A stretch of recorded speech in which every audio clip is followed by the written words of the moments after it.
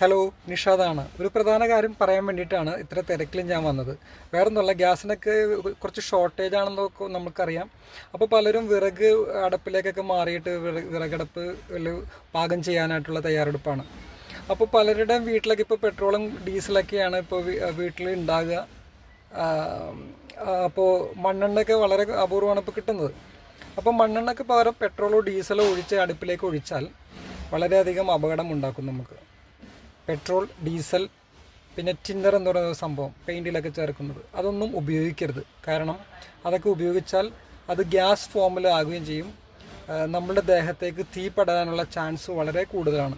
അതുകൊണ്ട് ഈ 3 കാര്യങ്ങൾ ഉപേക്ഷിക്കണം. പകരം മണ്ണെണ്ണ ഉപയോഗിക്കാം.